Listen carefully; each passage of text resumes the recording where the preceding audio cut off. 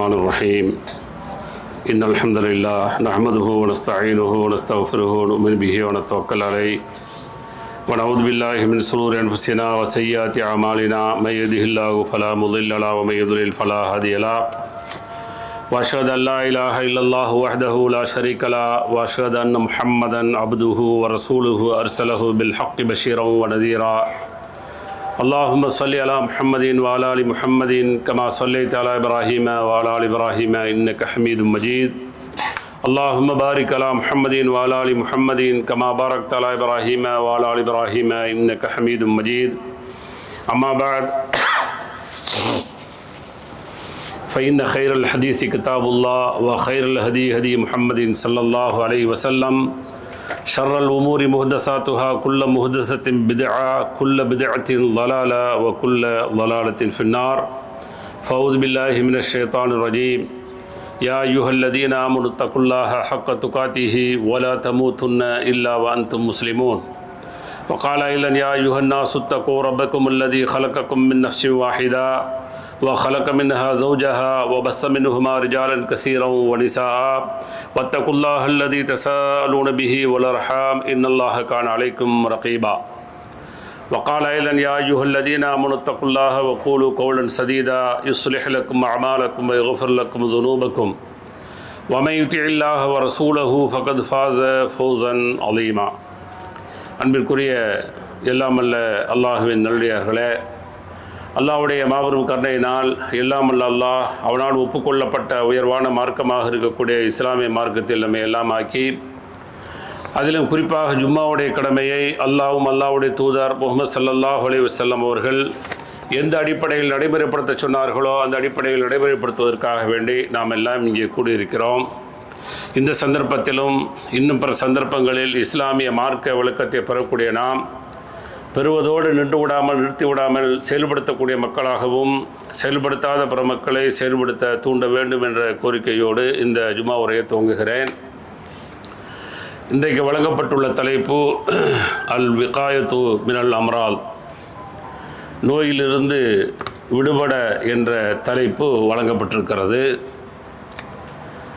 உண்மையிலேயே இந்த உலக மக்களுக்கான ஒரு பெரிய அருட்கொடையான ஒரு மார்க்கமாக இந்த இஸ்லாமிய மார்க்கம் இருந்து கொண்டிருக்கிறது.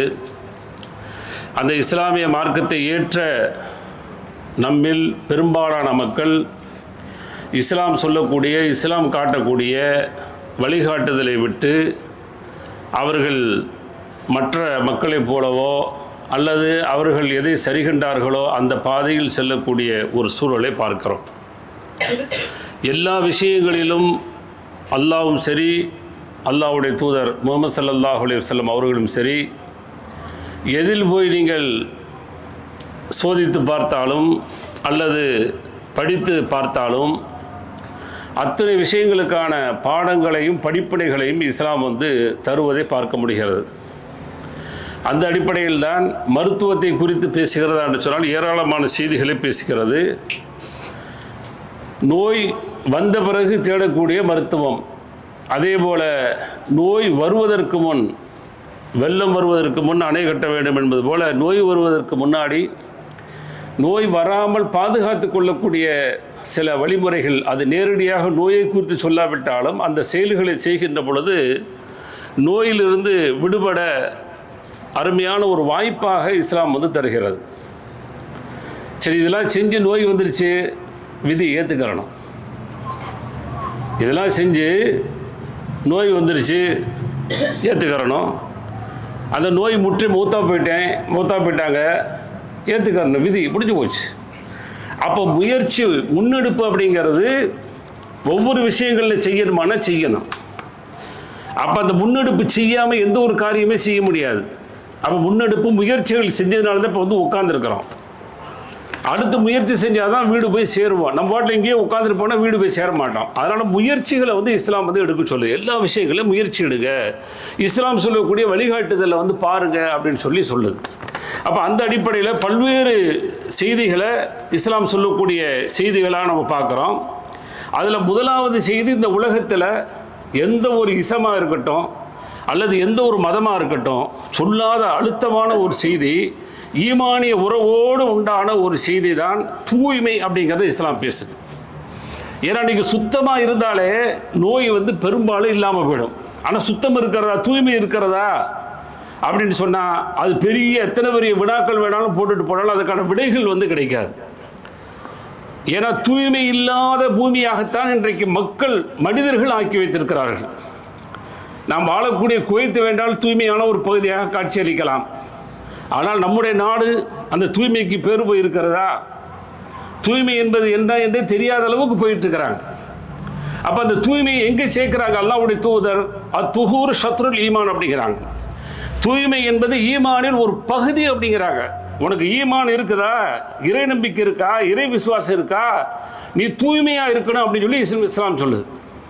என்னிடத்துலேருந்து அருவருப்பான வாடை வந்துடக்கூடாது. அது வருதுன்னு சொன்னால் அது வராமல் அதுக்கு என்ன ஏற்பாடுகள் செய்யணும். அது அடுத்தவர்களுக்கு அசூசை மட்டுமல்ல, அடுத்தவர்களுக்கும் அதனுடைய நோய் பரவுவதற்கான அல்லது அந்த வாடையுடைய அருவருப்பு அவர்களை அருவருக்கு செய்யக்கூடியதாக இருக்கும் அப்படிங்கிறத கவனத்தில் கொள்ளணும். எல்லாமே பார்க்கணும்.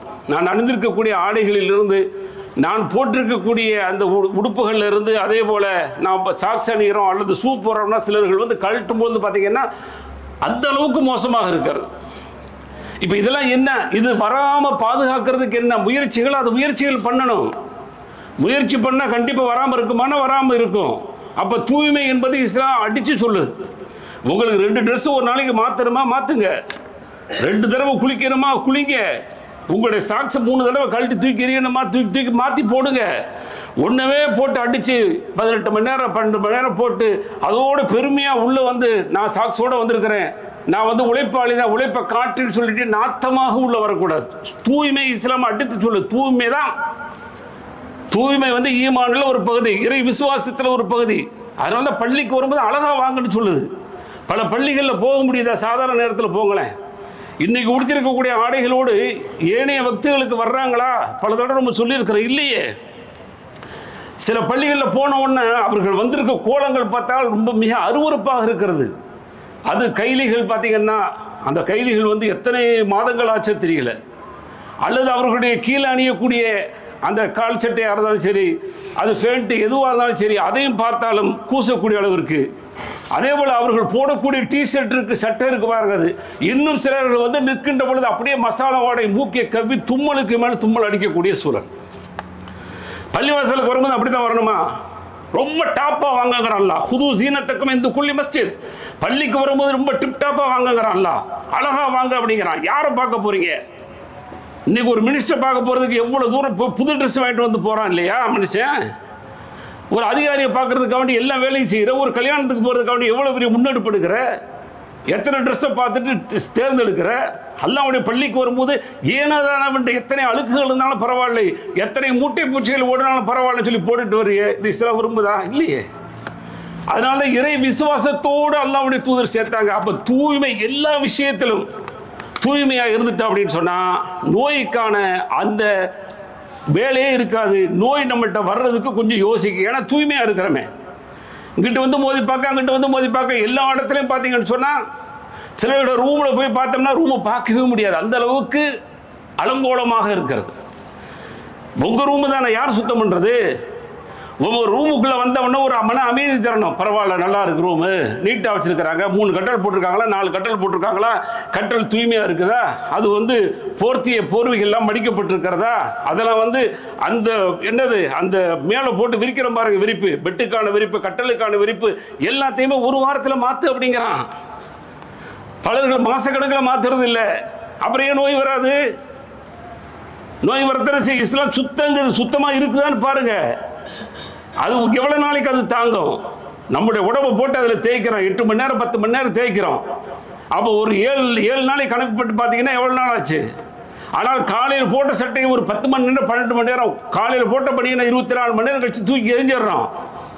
ஆனால் அந்த பெட்டோடு பொருள் இருந்த பொழுது அந்த பெட்டுடைய உரையாக இருக்கட்டும், அதனுடைய தலகாணியுடைய உரையாக இருக்கட்டும், அதை கழட்டுறமான்னு சொல்ல கழட்டுறதில்லை. ஆனால் இஸ்லாம் சொல்லுது தூய்மை தான். அப்படி தூய்மையாக இருந்து பார்த்தால் நோயிலிருந்து விலகலாம் அப்படிங்கிற செய்தியை அல்லாஹ்வுடைய தூதர் ஸல்லல்லாஹு அலைஹி வஸல்லம் சொல்கிறாங்க. அதே போல் சுற்றுச்சூழல் இருக்கு பாருங்க, அதையும் ரொம்ப கவனமாக வைக்க சொல்லுது இஸ்லாம். சுற்றுச்சூழலில் நீங்கள் போகக்கூடிய வரக்கூடிய இடங்களெல்லாம் ரொம்ப தூய்மையாக வச்சுக்கிடுங்க. அதையும் இறை தூதர் ஸல்லல்லாஹு அலைஹி வஸல்லம் ஈமானோடு சேர்க்கிறாங்க. அல்லாஹ்வுடைய தூதர் ஸல்லல்லாஹு அலைஹி வஸல்லம் சொல்றாங்க, அல் ஈமானு பில்உ வ ஸபூன அவ் பில்உ வ சித்தூன ஷுபா, 60 அல்லது 70க்கு மேற்பட்ட கிளைகளாக ஈமான் இருக்கிறது. அதுல டாப் என்ன? அஃதலுஹா கவுலு லா இலாஹ இல்லல்லாஹ். அதுல டாப் வந்து லா இலாஹ இல்லல்லாஹ் என்பது. அதுனாஹா இமாத்தத்துல் அதானி தரீக், அது ரொம்ப குறைஞ்சது. அந்த ஈமானுடைய கிளைகளில் ரொம்ப குறைஞ்சது பாதையில் நோவினை தரக்கூடிய பொருள்களை அகற்றுவது என்று அல்லாஹ்வுடைய தூதர் ஸல்லல்லாஹு அலைஹி வஸல்லம் சொன்னாங்க. அப்போ பாதையில் வர்றோம்னு சொன்னால் யாருக்கு என்ன செய்யக்கூடிய இடைஞ்சல் தரக்கூடாது. கண்ணாடி பாட்டில் உடஞ்சி கிடக்குது, காலில் குத்தும், நோய் வந்துருச்சா? முள்ளை போட்டு போகிறீங்க, முள்ளு கிடக்குது, கண்டுக்கிறான் போகிறீங்க, பின்னாடி வர்றாலும் பார்க்காம வர்றாரு, காலை டக்குன்னு வைக்கிறாரு, அல்லது சைக்கிளோ அல்லது இப்போ இந்த வீலை உள்ளே வைக்கிறாரு, டபக்குன்னு பஞ்சர் ஆகுது.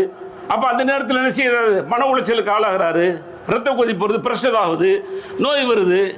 அப்போ பின்னாடி வரக்கூடியவர்கள் பாதுகாப்பாக இருக்கணுங்கிறதுக்காக வேண்டி ரோட்டில் அடுத்தவங்களுக்கு நோவினை தரக்கூடியது இருந்துச்சுன்னா அதை அகற்றுங்கிறாங்க. அதனால தான் அல்லாஹ்வுடைய தூதர் ஸல்லல்லாஹு அலைஹி வஸல்லம் சொன்னாங்க, மறுமையில் வந்து அல்லாஹ் வந்து என்ன செய்யறான்? அல்லாஹ்வுடைய தூதர் ஸல்லல்லாஹு அலைஹி வஸல்லம் மறுமை சம்பந்தப்பட்ட நிகழ்வு வந்து எடுத்து காட்டப்பட்டது. அதை குறித்து சொல்றாங்க, உரில்து அலைய ஆமால் உம்மத்தி ஹசனுஹா வ செய்யுஹா, என்னுடைய உம்மத்துடைய கெட்ட அமல் நல்ல அமல்கள் எனக்கு எடுத்து காட்டப்பட்டுச்சு. ஃபவஜத்து ஃபீ மஹாசினி ஆமாலிஹா, அவங்க செஞ்ச நல்ல அமல் எது எடுத்து காட்டப்பட்டுச்சு? அல் அதா யுமாத்துவானி தரீக், பாதையில் நோவினை தரக்கூடிய பொருளை அகற்றுவது என்று அல்லாஹ்வுடைய தூதர் ஸல்லல்லாஹு அலைஹி வஸல்லம் சொல்றாங்க. சரி, ரொம்ப மோசமானது கெட்டதாக இது எடுத்து காட்டுச்சு. வஜத்து ஃபீ மசாவி அமாலுஹா அன்னுகாத்து தகூனு ஃபில் மஸ்ஜிதி லா துத்ஃபன், அன்னைக்கு உள்ள மஸ்ஜித் வந்து இப்படி இருக்காது, எல்லாம் களிமண் சேறு செம்மண் என்ன இருக்குதோ அந்த மண்ணோட தான் பள்ளி இருந்துச்சு. அப்போ என்ன செய்வாங்க? அப்படின்னு வந்து எச்சி வந்துட்டு இப்படி பிடிச்சுன்னு சொல்லி கீழே துப்பிடுவாங்க. இன்னைக்கு என்ன இருக்குது? இப்படி எடுக்கிறோம், ஸ்டைலில் அப்படி வச்சு இப்படி வச்சுக்கிறோம், அது வேறு. ஆனால் அன்னைக்கு என்ன இல்லை, இது மாதிரியான வசதிகள்லாம் இல்லாத போது கீழே துப்பிடணும். துப்பிட்டு அடுத்த வந்து காலைல மிதிச்சிட்டு போட்டுன்னு விடக்கூடாது, மூடணும். அப்போ யார் பள்ளியில் துப்பி மூடாமல் இருந்தானா அவன்தான் கெட்டமல் செய்தவனாக எனக்கு எடுத்து காட்டப்பட்டுச்சு அப்படின்னு அல்லாஹ்வுடைய தூதர் ஸல்லல்லாஹு அலைஹி வஸல்லம் சொல்கிறாங்க. இது முஸ்லீம்களில் இடம்பெற்றிருக்கிறது. இன்னைக்கு எத்தனை எச்சு துப்பிட்டு போகிறோம்? என்னைக்காவது மூடி இருக்கிறோமா? செருப்பு இல்லாமல் எத்தனை மக்கள், நம்ம ஊரில் எத்தனை மக்கள் செருப்பு இல்லாத மக்கள் இருக்கிறாங்க. இங்கே எல்லாம் உங்களுக்கு வசதி இருக்குது, அல்லது உங்களுடைய வீடுகளில் வசதி இருக்குது, எல்லாரும் ஒன்றுக்கு 7 செருப்பு வச்சிருக்கிறீங்க, அதை விடுங்க. செருப்பு அணிய முடியாமல் கஷ்டப்பட்ட எத்தனையோ ஏழை குடும்பங்கள் போயிட்டு வந்துட்டு இருக்கிற. அப்படி வரும்பொழுது நீ காரி துப்பிட்டு அல்லது கூண்டு மூக்கிலேருந்து அழுத்தி வச்சு கீழே போட்டு போகிற பாருங்க, அது வந்து காலில் மீச்சிட்டு போகுதுன்னு சொன்னால் அது வந்து அவனுக்கு நோயை ஏற்படுத்தாதா? இதை செய்யாத அப்படிங்குது. ரோடு பொது ரோடு தான், ஆனால் பொது ரோடாக இருந்தால் கூட அதில் மனிதர்களுக்கு நோவினை தரக்கூடியது எதுவுமே நடக்கக்கூடாது என்பதில் இஸ்லாம் ரொம்ப கவனமாக இருக்கிறது. நோயிலிருந்து விடுபடணும் அப்படி சொன்னால் சுற்றுச்சூழலை சரியான முறையில் வைத்துக் கொள்ள வேண்டும். இன்றைக்கி நம்முடைய ஊர்களில் பெருநகரங்களில் பாதாள சாக்கடை வந்துருச்சு. சிறு நகரங்கள் ஒரு மிடிலான நகரங்களில் போய் பார்த்தீங்கன்னா ஊர்களில் பார்த்தீங்கன்னு சொன்னால் சாக்கடை அப்படியே தெருக்குள்ளே ஓடுது. ஆனால் சாக்கடை ஓடவே இல்லை, அப்படியே நிற்கிது, ஜாமாயி நிற்கிது. கடைசியில் டெங்கு வருதுங்கிறான், மலேரியா வருதுங்கிறான், என்னென்னமோ காய்ச்சல், பன்றி காய்ச்சல் வருதுங்கிறான். யாராம என்ன செய்ய?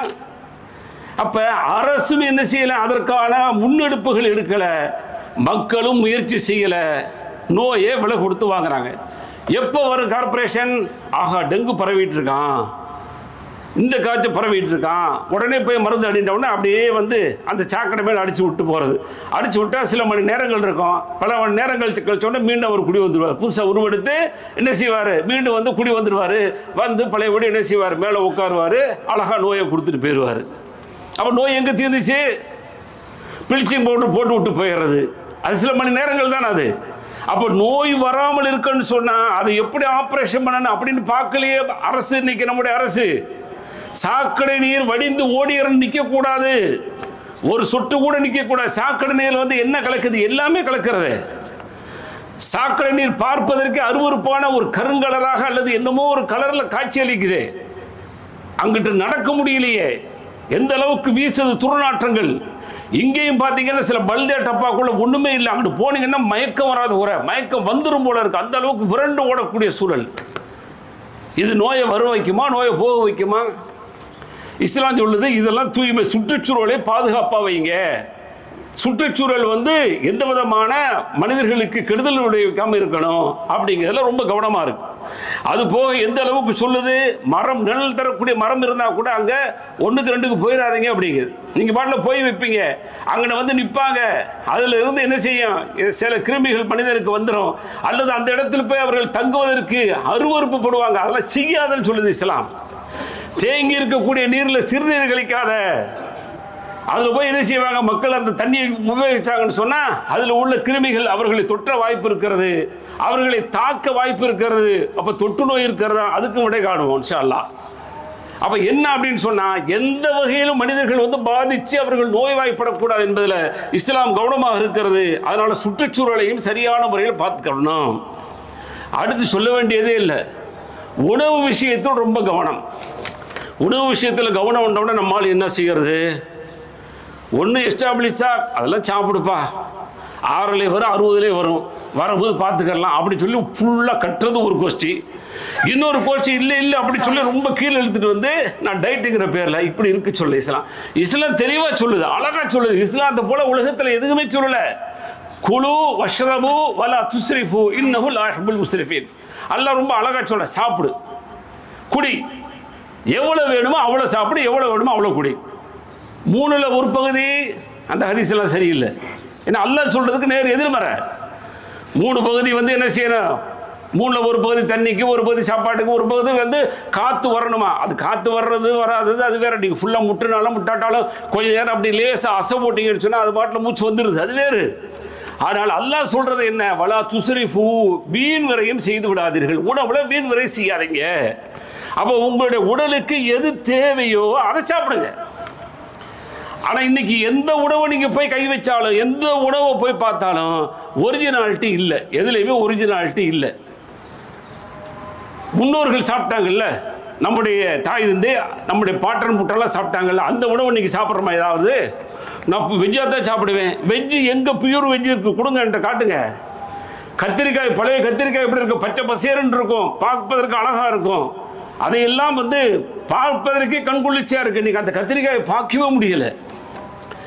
தக்காளி ஒரு காலத்தில் நாட்டு தக்காளியை தான் விரும்பினாங்க. இது சேலட் என்று சொல்லக்கூடிய அதுக்கு மட்டுமே அறுப்பதற்காக வேண்டி பெங்களூர் தக்காளி இருக்க பாருங்க, அந்த முரட்டு தக்காளி உருவாச்சு. இன்னைக்கு அதுதான் கண்ணில் படுது, நாட்டு தக்காளி கண்ணிலேயே படலை. எங்கே பார்த்துருக்குறீங்க? இல்லையே. மரங்கள் பார்த்தீங்கன்னா பெரிய பெரிய மரங்களாக வளர்ந்துச்சு. எந்த மரமாக இருந்தாலும் சரி, இன்னைக்கு பார்த்தீங்கன்னா ஆள் உயரத்தில் மரத்தில் எல்லாத்தையும் பறிச்சுட்டு உட்காந்துருக்குறாங்க. அப்போ எங்கே இருக்கு? எல்லாம் அது கூட்டிகளாக சேர்ந்து அந்த மரபணுக்களை மாற்றி மனிதர்களுக்கு விரைவாக அந்த பொருள்களை கொடுக்கணுங்கிறதுக்காக வேண்டி இயற்கையாக இருக்கக்கூடிய அதை மாற்றப்பட்டிருக்கிறது. அதனால் அதில் ஒரிஜினாலிட்டிலாம் இல்லை. இருந்தாலும் வேறு வழி இல்லை, சாப்பிட்டுக்கிட்டு இருக்கிறோம். அரிசி என்பது 3 மாதங்கள் அல்லது 2.5 மாதங்கள் அந்த அரிசி போகம் விளைவிப்பதற்கு டைம் எடுத்துக்கூடும். இன்னைக்கு அப்படி இல்லை. 100 நாள் வேலை திட்டம் மாதிரி 100 நாள், 60 நாள், 50 நாள் சொல்லி நாள் குறிக்கிறான். 45 நாள் டக் டக்குன்னு விழுகுது. கோழி சாப்பிட்டோம்ல, முன்னோர்கள்ட்ட நாட்டுக்கோழி அழகாக போய் மேய்ஞ்சிட்டு வரும், கக்காவை கூட தின்ட்டு வரும், பிடிச்சி வச்சுருப்பாங்க. எல்லாத்தையும் சாப்பிட்டு வந்தோடனே அந்த கோழியை அறுத்து சாப்பிடுவாங்க, ஆரோக்கியமாக இருந்தாங்க. அந்த கோழி முட்டை போட்டு அதில் என்ன செய்வாங்க, அடைக்காத்து குஞ்சு பொறிக்க வைப்பாங்க. இன்னைக்கு இல்லை. பார்த்தீங்கன்னா டெய்லி டக் டக் டக் 10-20 முட்டையை போட்டு விடுது. அதில் சின்ன சின்ன குஞ்சுகள் என்ன செய்ய பொறிக்கிறான். அடுத்து 21 நாளா 31 நாளாக பார்த்தீங்கன்னா கோழி வந்துடுது. பிராய்லர் கொடுக்குறோம், போட்டு அறுத்து இன்னைக்கு சாப்பிட்டுக்கிட்டு இருக்கிறோம். அப்போ ஒரிஜினாலிட்டி இல்லை, இருந்தாலும் வேறு வழி இல்லை, சாப்பிட்றோம். அதுதான் உணவு, நமக்கான உணவு. இதுக்கு அடுத்து வரக்கூடிய ஜெனரேஷனுக்கு என்ன மாறப்போகுது தெரியல. ஏன்னா விஞ்ஞானம் வளர வளர மாறும்.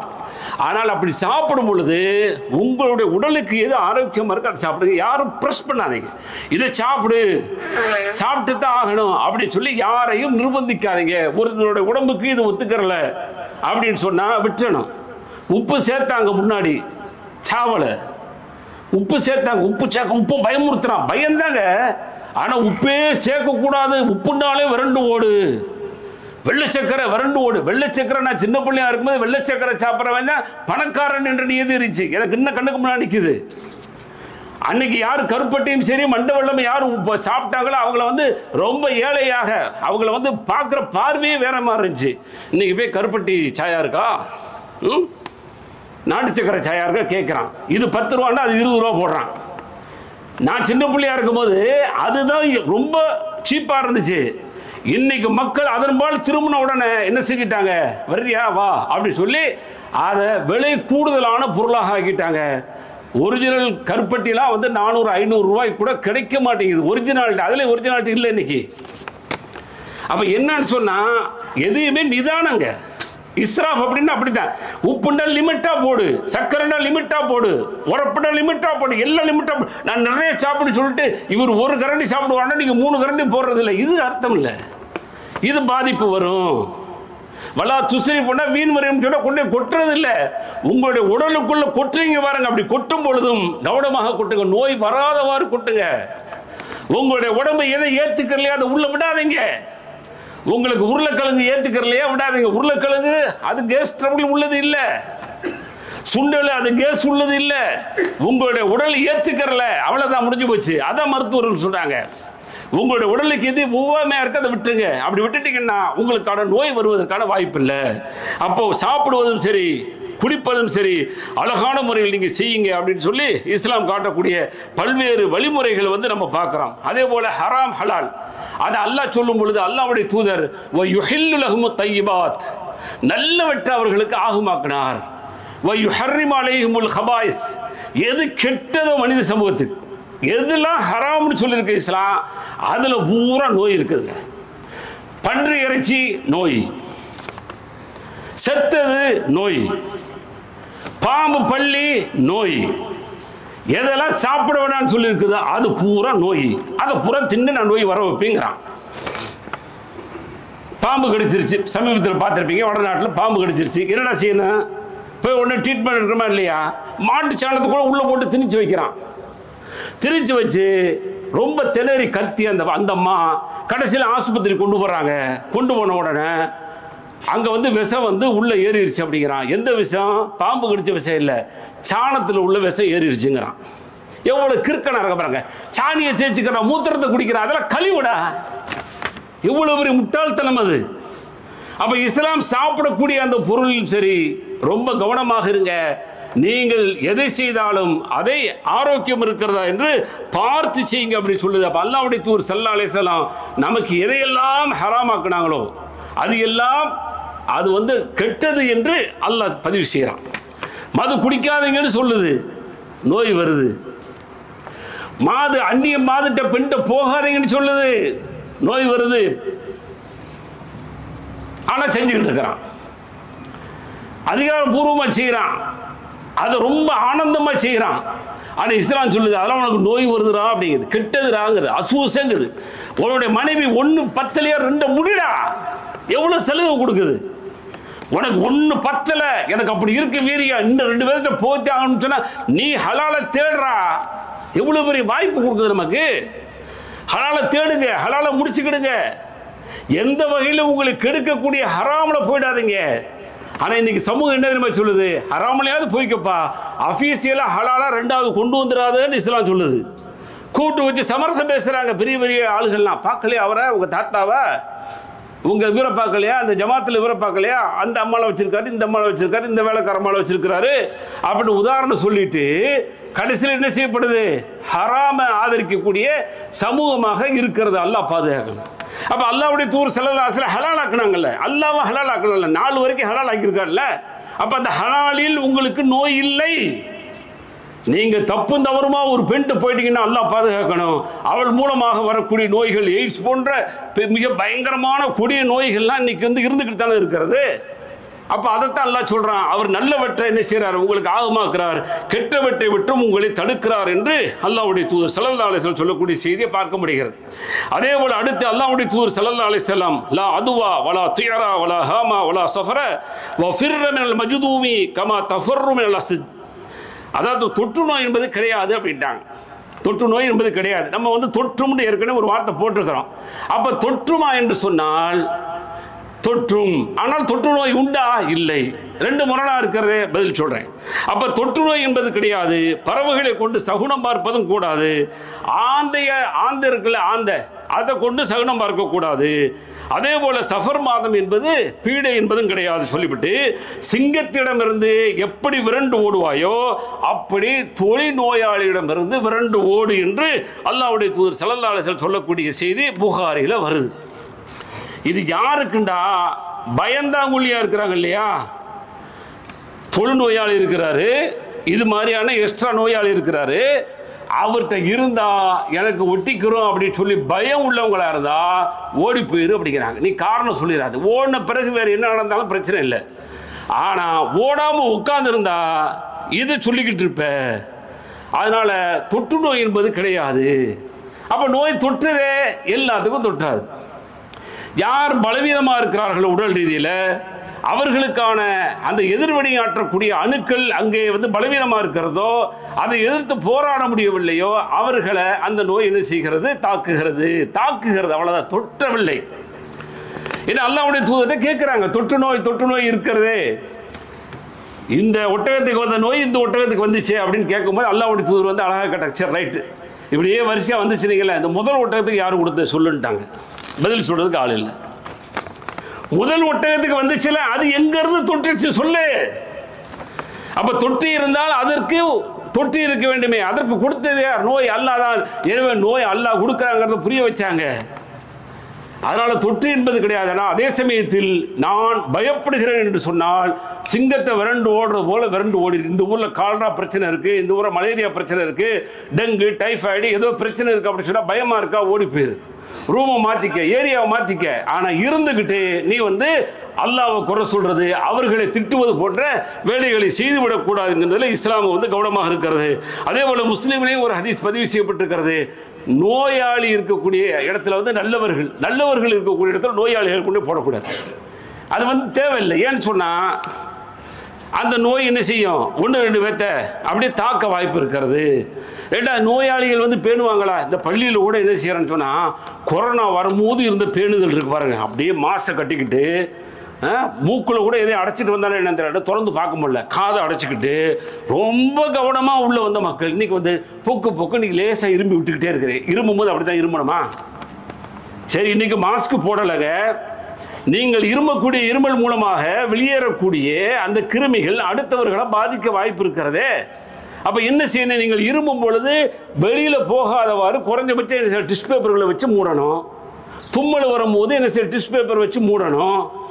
சிலர் என்ன செய்யறன்னு சொன்னா, தும்மல் வந்துருச்சு, இருமல் வந்துருச்சு, இது நிறைய செய்யக்கூடிய தப்பு. உங்களை என்ன செய்யறது? இப்படி அடிச்சிடறது.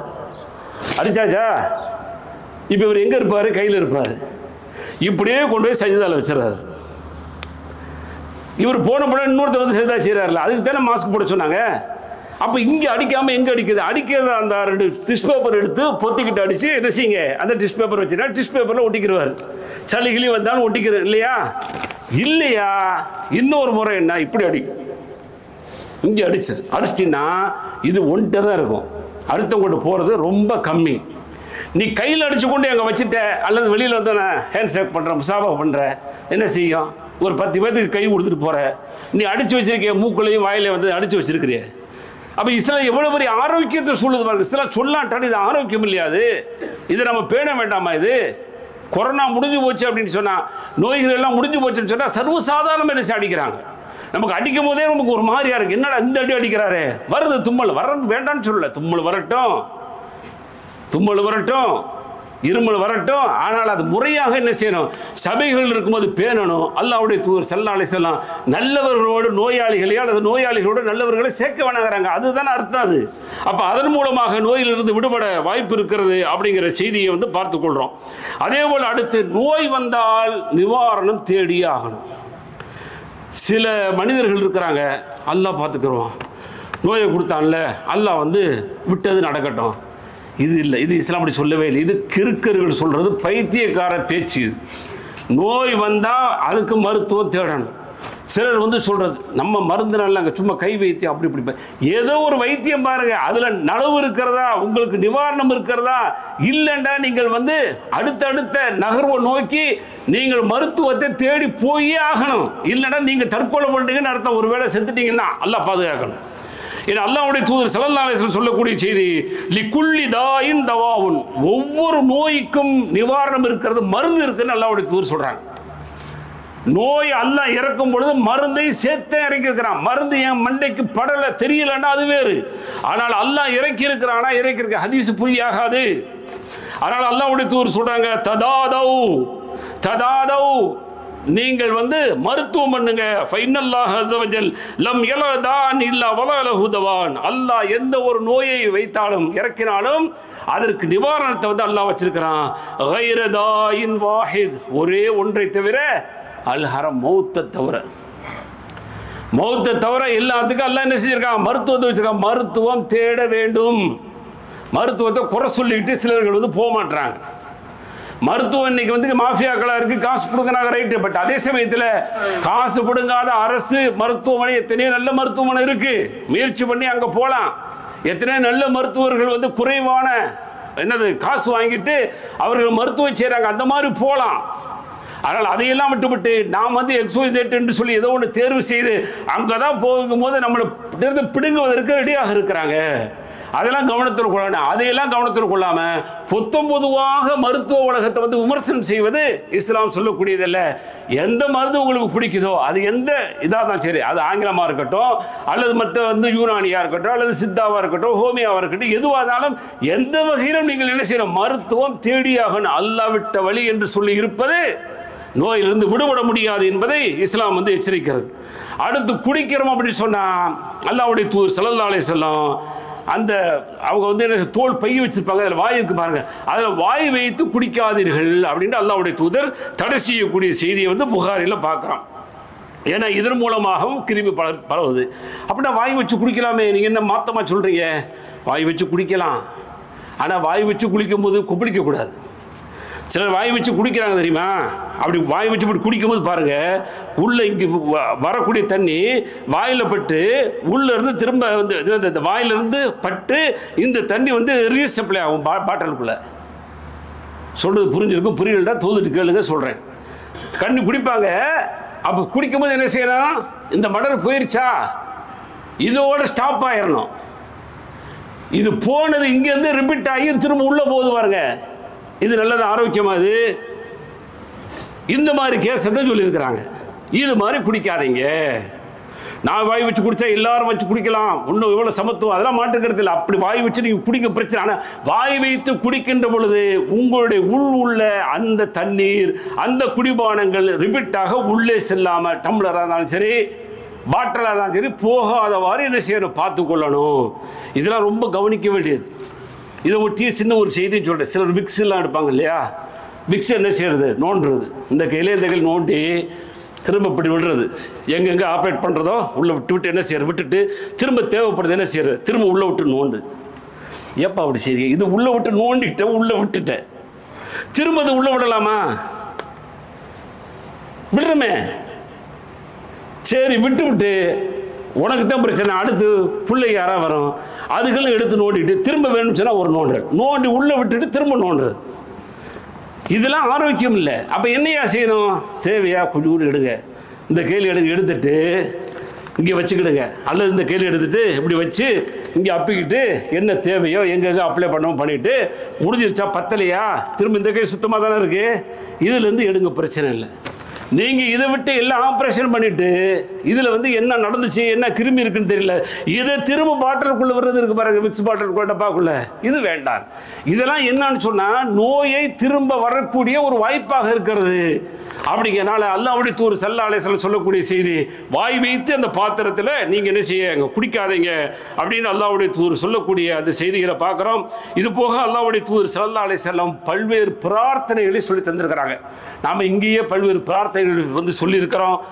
அதில் அல்லாஹ்வுடைய தூதர் ஸல்லல்லாஹு அலைஹி வஸல்லம் வருவதற்கு முன், நமக்கு நோய் வருவதற்கு முன்னாடி தேவையான பாதுகாப்புகளை சொல்லும்போது, அல்லாஹும்ம இன்னி அஸ்அலுக்கல் அஃப்வ வல் ஆஃபியா ஃபித் துன்யா வல் ஆஹிரா அப்படி கேட்குறாங்க. அதே மாதிரி அல்லாஹும்ம இன்னி அஸ்அலுக்கல் அஃப்வ வல் ஆஃபியா ஃபி தீனி வ துன்யாய வ அஹ்லி வ மாலி அப்படின்னு கேட்குறாங்க. யா அல்லாஹ் எனக்கு மன்னிப்பை கொடு, ஆரோக்கியத்தை இந்த உலகத்திலும் மறு உலகத்திலும் கொடு. யா அல்லாஹ் என்னுடைய தீனில், மார்க்கத்தில், என்னுடைய உடலில், என்னுடைய பொருளாதாரத்தில் எல்லாத்திலையும் வந்து என்ன செய்ய எனக்கு வந்து ஆஃபியான்னு சொன்னால் நிவாரணம், சலாமத்தை கொடு அப்படின்னு சொல்லி அல்லாஹ்வுடைய தூதர் ஸல்லல்லாஹு அலைஹி வஸல்லம் கேட்குறாங்க. அதே மாதிரி அல்லாஹ்வுடைய தூதர் ஸல்லல்லாஹு அலைஹி வஸல்லம் அல்லாஹும்ம ஆஃபினி ஃபி பதனி வஃபி சம்இ வஃபி பஸரி லா இலாஹ இல்லா அன்த, என்னுடைய உடலுக்கு நிவாரணத்தை கொடு, என்னுடைய பார்வைக்கு நிவாரணத்தை கொடு, என்னுடைய செவிப்புலனுக்கு நிவாரணத்தை கொடு, உன்னை தவிர கடவுள் யாரும் இல்லை என்ற பிரார்த்தனை எல்லாம் சொல்லி கொடுத்துருக்குறாங்க. இதெல்லாம் கொஞ்சம் கவனம் எடுத்து அல்லாஹ் இடத்துல என்ன செய்வோம், பாதுகாப்பு தேடுவோம். இன்னும் நிறைய துவாக்கள் வந்து நம்ம சில வாரங்களுக்கு முன்னாடி கூட அந்த வாய்ப்பை கருதி சொல்லியிருக்கிறோம். இது போக கொரோனா வரும்பொழுது எல்லாரும் ஒரு துவா ஓதணும் பாருங்க. அதை முடிஞ்சால் தூந்துட்டு கேட்குறேன், யாராவது சொல்லுங்கள். அந்த துவா இப்போ ஓதிக்கிட்டு இருக்கிறோமா? இன்னும் கொரோனா பயம் போயிடுச்சே. அது கொரோனாக்காக வேண்டி உள்ள துவா மாதிரியே ஒரு துவா சொல்லி அது ஓடிக்கிட்டு இருந்துச்சு. அது இன்னைக்கு அந்த துவா வந்து நம்மள்கிட்ட வளமையில் இருக்கா என்னன்னு தெரியல. அதனால் நாம் பாதுகாப்பாக நோயின்றி வாழ்வதற்கான அந்த வழிமுறைகளை இஸ்லாம் நிறைய சொல்லித் தருகிறது. அதில் முதன்மையானதாக அல்லாஹ்விடத்தில் செய்யக்கூடிய பிரார்த்தனைகள் இருக்கிறது, அல்லாஹ்விடத்தில் தேடக்கூடிய பாதுகாப்பான எத்தனையோ வசனங்கள் இருக்கிறது. அதையெல்லாம் செய்கின்ற பொழுது நோயிலிருந்து விடுபட முடியும் என்பதை புரிந்து வாழ்வோம். வாஹிர் தாவானா அனில் ஹம்துலில்லாஹி ரப்பில் ஆலமீன்.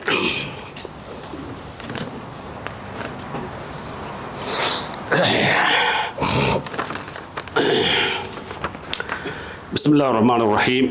அன்புக்குரிய சகோதர சகோதரிகளே, இப்போ ஒரு அறிவிப்பை வந்து நம்ம பார்த்தோம்.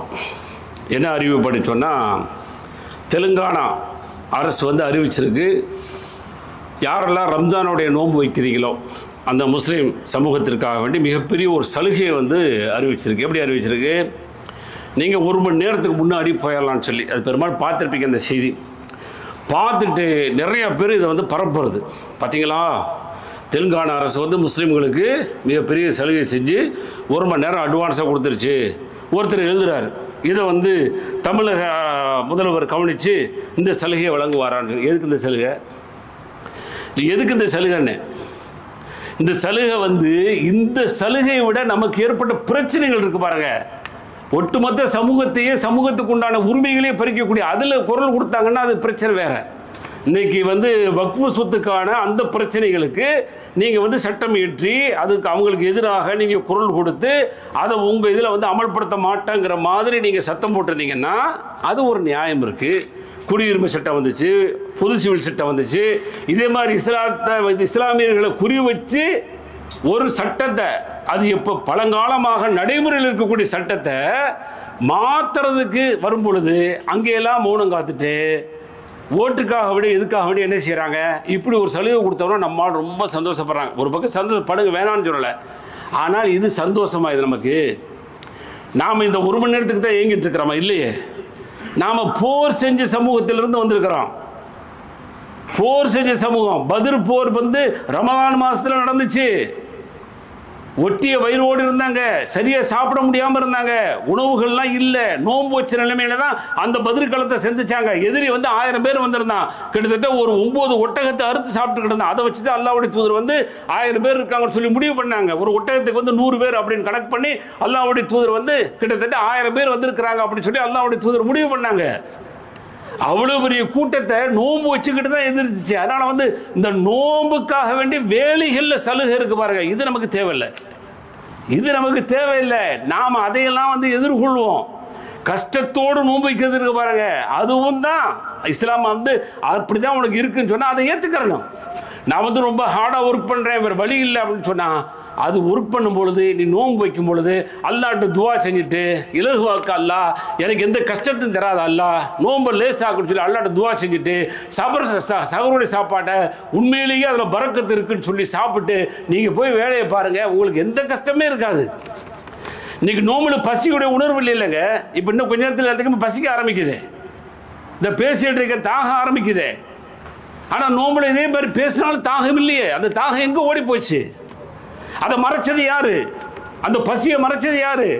1:30 மணி 2 மணிக்கு சாப்பிட்டு பழகுறதுனால பசி வருது. காலையில் எந்திரிச்ச உடனே ஏதாவது சாப்பிடணும்னு சொல்லி தோணுது. இடைக்கிட ஏதாவது குறிக்கணும், டீ குடிக்கணும் போல தோணுது. அந்த உணர்வுலாம் இல்லாமல் ரமதான் ஆக்கியிருக்கிறானா, அது ரமதானில் அல்லாஹ் செய்யக்கூடிய மிகப்பெரிய பரக்கத்து சஹருடைய உணவின் மூலமாக. அதனால் இஸ்லாமியர்களுக்கு வந்து இப்படி சலுகை தரணுங்கிறதில்ல. இப்போ இந்த குவைத் அரசு தருது அப்படின்னு சொன்னால் அது எல்லாத்துக்கும் டோட்டல் இப்போ போல தந்துக்கிட்டு இருக்கு. எந்த விதமான அதில் ஆதாயம் பார்க்கல, அவர்கள் மனிதாபிமானத்தை பார்க்குது. இங்கே வந்து வேறுபாடு இல்லை. முஸ்லீம் அல்லாதவருக்கு 6 மணி நேரம் தானே. நீ அங்கே என்ன செய்வ? இவர் எந்திரிச்சு போவார், நம்மளால் எஞ்சி போகும்போது ஒரு தென்னாவட்டா பற்றியா அரசு கொடுத்துருச்சு அப்படின்னு சொல்லி அடுத்த சீட்டில் உள்ள மற்ற ஆளுகள் இருந்தாங்கன்னு சொன்னால் ஒரு மாதிரி வெறுப்பெடுத்துட்டு போகும்போது அங்கே துவேஷம் ஏற்படுமா இல்லையா? இதெல்லாம் நம்மளால் செய்வாங்க. நம்மளுக்கு ஒரு சலுகை கொடுத்துட்டீங்கன்னா அந்த சலுகையை நான் பயன்படுத்துகிறேன், நீ பெருசு, நீ எல்லாம் எங்கே இருக்க பாரு அப்படிங்கிற மாதிரி உள்ளுக்குள்ளே ஒரு தெனாவட்ட திமிரை வந்து சைத்தான் கொடுப்பான். அப்போ கொடுக்கும்போது எங்கே ஆகுங்கன்னு சொன்னால் அங்கே அவங்களுக்கு மத்தியில் வந்து ஒரு குரோதம் வந்து ஏற்படுத்துகிறேன். இதைத்தான் ஏற்படுத்த போகுது. இப்போயே சத்தம் போட ஆரம்பிச்சிட்டாங்க. இது என்னன்னா முஸ்லீம்களுக்கு மட்டும் சலுகை கொடுக்குறீங்கன்னு சொல்லி சத்தம் போட ஆரம்பிச்சிட்டாங்க. அப்போ இது என்ன அப்படின்னு சொன்னால் இது சலுகை மாதிரி தெரியுது. எல்லாத்துக்கும் கொடுத்தாங்கன்னா பிரச்சனை இல்லை. ரமலான் மாதமா எல்லா ஊழியர்களுக்கு 4 மணி வரைக்கும் வேலை அப்படி சொல்லி கொடுத்துருங்க. அங்கே பாகுபாடு இருக்காது, பிரச்சனை இருக்காது. ஏன்னா இப்போ ரம்ஜானோட லீவ் வரப்போகும்போது எல்லாத்துக்கும் பொதுவாக கொடுக்குறீங்கல்ல, தீபாவளி வரும்போது எல்லாத்துக்கும் பொதுவாக கொடுத்துறீங்கல்ல. அது எந்த மதமாக இருந்தாலும் சரி, எந்த மார்க்கமாக இருந்தாலும் எல்லாத்துக்கும் லீவு தானே. அது புது பிரச்சனை இல்லை, அங்கே பிரச்சனை வெடிக்கவே இல்லை. இது பார்த்தீங்கன்னா பிரச்சனை வெடிப்பதற்காக செஞ்சாங்களோங்கிற ஒரு மறைமுகமான ஒரு திட்டமோ எண்ணமோ அப்படின்ட்டு சிந்திக்கக்கூடிய அளவுக்கு நம்ம போன்றவர்களுக்கு இருக்குது. நல்லா பாதுகாக்கணும். அதனால் வரக்கூடிய செய்திகள் என்ன மாதிரியான செய்தி, அந்த செய்தி நமக்கு சாதகம் பாதகம் 1க்கு 3 தடவை யோசிங்க. இதை பார்த்தீங்கன்னா பயங்கரமாக பரப்பி இதுதான் கேள்வி. இப்போ ஸ்டாலின் செய்வாரா இல்லையா? திமுக செய்யுமா செய்யாதா? முஸ்லீம்களோட பாதுகாவலன் காவலன்னு சொல்கிறாங்களே, தெலுங்கானா அப்படி செஞ்சிருச்சு, ஆனால் இங்கே செய்யலை. இது ஒரு குற்றச்சாட்டு. இது வேண்டாங்கிறோம். வேண்டான்னு சொல்லுங்கள், இந்த சலுகைலாம் எங்களுக்கு வேண்டாம்ப்பா. இன்றைக்கி வக்ஃபு பெரிய பிரச்சனை ஓடிட்டுருக்கு, அதுக்கு எதிராக பயங்கரமாக பதிவு பண்ணி தெலுங்கானாவுக்குள்ளே விட அதை ஏற்றுக்கிற மாட்டேன்னு சொல்லு. இப்படியே ஒவ்வொரு மாநில அரசு சொன்னாங்கன்னு சொன்னால் அவர் பாட்டு என்ன செய்வார், சைலண்ட் ஆயிடுவார். அதை வந்து அமல்படுத்துறதுல அப்படியே பின்வாங்கி போயிடுவார். அது மாதிரியான பொதுக்கள் வரணும் இல்லையா? ஒரு சட்டம் சொல்லும் பொழுது எல்லாத்துக்குமான சட்டமாக இருக்கணும். நமக்கான சலுகை போல அந்த சட்டத்தை சொல்லுகின்ற பொழுது அங்கே விரோதமும் குரோதமும் ஏற்பட வாய்ப்பு இருக்கிறது. எனவே செய்திகள் வரக்கூடிய செய்திகளை ரொம்ப ஆழ்ந்து கவனியுங்க, 1க்கு 2 முறை சிந்தியுங்க, அதற்கடுத்து பரப்புங்கள். இல்லைன்னு சொன்னால் அது எதிர்வினை ஆற்றுவதற்கான வாய்ப்புகள் இருக்கிறது என்று புரிந்து செய்திகளை, உண்மையான செய்திகளை, உண்மையை அறிந்து பரப்பக்கூடிய வாய்ப்பை எல்லாம் வல்ல அல்லாஹ் தந்தரல வேண்டும் என்ற பிரார்த்தனையோடு வாஹிர் தாவானா அல்ஹம்துலில்லாஹி ரப்பில் ஆலமீன். அஸ்ஸலாமு அலைக்கும் வரஹ்மத்துல்லாஹி வபரகாத்துஹு.